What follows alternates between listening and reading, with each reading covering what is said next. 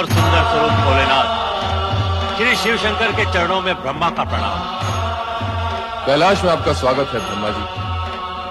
आपके लिए एक शुभ समाचार है। दक्ष पुत्री और आपकी पौत्री की तपस्या से प्रसन्न होकर मैंने उसे अपनी पत्नी बनाने का वचन दे दिया है। अपने और मेरे बीच इस नवीन संबंध के जुड़ने की सूचना देकर आपने मेरा मन प्रसन्न कर दिया प्रभु। मैं आपका अति आभारी हूं। इतना अधिक भी प्रसन्न मत होइए ब्रह्मा जी। कहीं ऐसा ना हो कि आपकी प्रसन्नता आप तक ही सीमित रह जाए।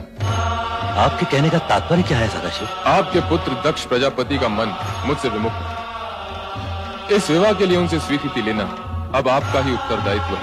आप निश्चिंत रहिए शिवशंकर जी, वैसा ही होगा जैसे आपकी इच्छा है।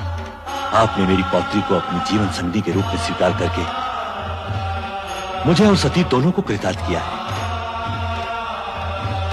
मैं पुत्र दक्ष से स्वयं अनुरोध करूंगा और मुझे पूर्ण विश्वास है कि वो इस अनुरोध को आज्ञा मानकर इस विवाह के लिए अपनी स्वीकृति दे देंगे।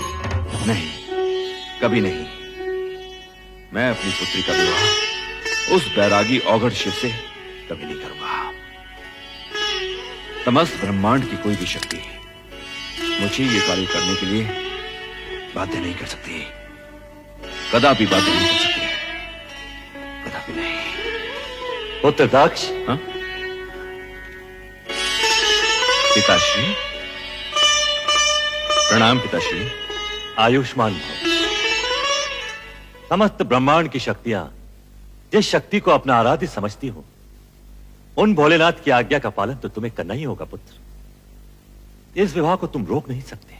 पिताश्री, शिव प्रेम के दंश ने सती को तो बुद्धि भ्रष्ट कर ही दिया है, परंतु उसकी मां अर्थात आपकी पुत्र वधु वीरनी की भी मति हर दी है। पिताश्री, अब आप ही समझाइए इन माता पुत्री को। समझाने तो हम तुम्हें आए हैं पुत्र। इस विवाह में बाधक मत बनो, इसे हमारी भी आज्ञा समझो। ये आप कह रहे हैं पिताश्री? हाँ, ये हम। ये जानते हुए भी कि राजकुल में जन्मी पली बढ़ी आपकी पौत्री को इस विवाह से केवल कष्ट ही कष्ट होने वाले हैं। तुम्हारा ये सोचना सर्वथा अनुचित है दक्ष। तुम तो राजा, मात्र एक राजा। संसार के समस्त राजघरानों की वैभव संपदा को यदि तुम एक पलड़े में डाल दोगे, तब भी भगवान शिव के वैभव और उनकी गरिमा का पलड़ा उससे कहीं अधिक भारी होगा। परम पिता, यदि आपका कहा मान भी लिया जाए तो भी विधि के अनुसार मुझे सती की अन्य बहनों का विवाह पहले करना होगा। उसका विवाह तो तभी हो सकता है जब। मैं तुम्हारा अभिप्राय समझता हूं, परंतु सती आदिशक्ति का अवतार है और शिव सती का विवाह विधाता का अटल विधान है। तुम्हारी इच्छा हो या न हो, तुम इसे रोक नहीं पाओगे। मेरा कहा मानो और सहर्ष इस विवाह के लिए स्वीकृति दे दो। स्वीकृति दे दो पुत्र। वत्स दक्ष, स्वीकृति दे दो, स्वीकृति दे दो पुत्र।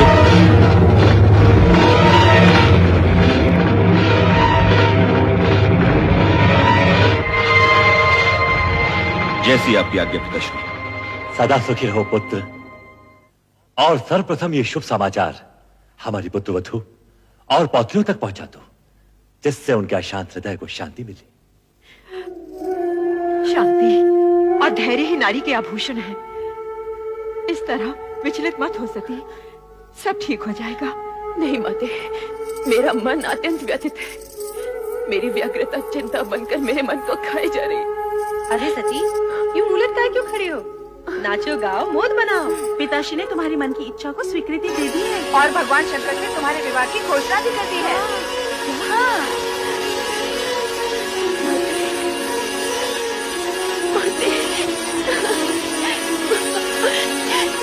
ये क्या सती, जब तुम्हारी तपस्या का फल मिला तो तुम रो रही हो?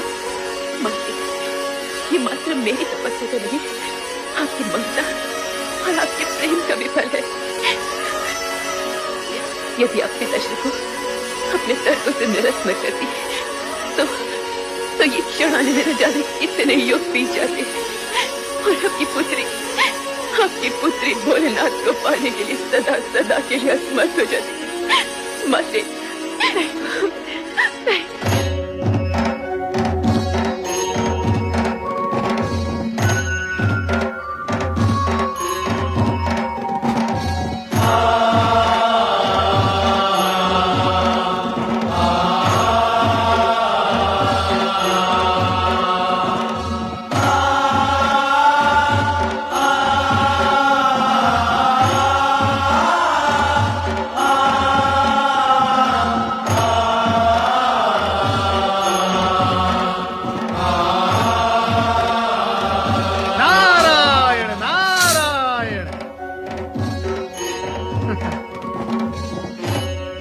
महादेव, क्या हुआ?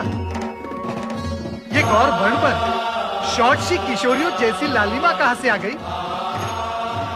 महेश्वर, कहीं आपने अपने अंतर्मन में देवी सती को तो नहीं छुपा रखा? नारायण नारायण।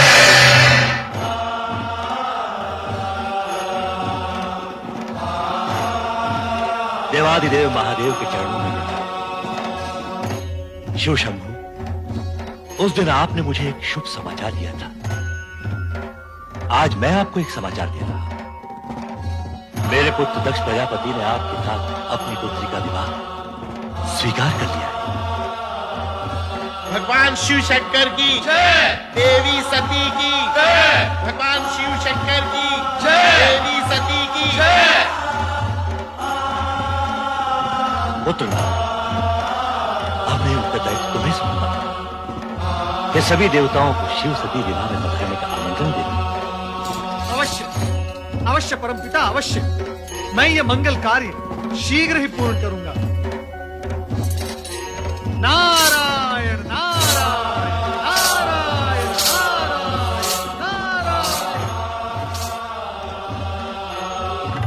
ओम नमो भगवते वासुदेवाय। हे जगदीश्वर, हे भक्तवत्सल, इस अकिंचन नारद का प्रणाम स्वीकार हो। तुम्हारा मंगल हो नारद, कहो कैसे आना हो? परम पिता ब्रह्मा जी के आदेशानुसार मैं आपको शिव सती विवाह के लिए निमंत्रित करने आया हूँ। धन्य हो गए हम, यह सुनकर अति आनंद हुआ। प्रभु, सर्वत्र आनंद और हर्षोल्लास का वातावरण छाया हुआ है, परंतु आशंका ये भी है कि विवाह उपरांत ससुर जामाता अर्थात राजा दक्ष और देवादिदेव शिवशंकर के संबंधों में सुधार आएगा या नहीं। जीव या पदार्थ कोई भी हो, बड़ी कठिनाई से अपना स्वभाव छोड़ता है। अब विधाता के विधान गर्भ में क्या छिपा है, यह तो समय आने पर ही ज्ञात होगा। हे सर्वज्ञ, हे अंतर्यामी, सब कुछ जानते हुए भी आप अनभिज्ञ बन रहे हैं। यदि मैं आपसे पूछूं, इस शेष शैया पर देवी महालक्ष्मी कब विराजेंगी, तो क्या तब भी आप यही कहेंगे? विधाता जाने। नारद, सत्य तो यह है कि घटनाक्रम में कुछ नवीन मोड़ आने वाले हैं। उनके बाद ही देवी लक्ष्मी का आगमन संभव है। इस समय का घटनाक्रम ये कहता है कि हम शिव सती, पुरुष और प्रकृति के अद्भुत मिलन का आनंद मनाएं। नारायण नारायण।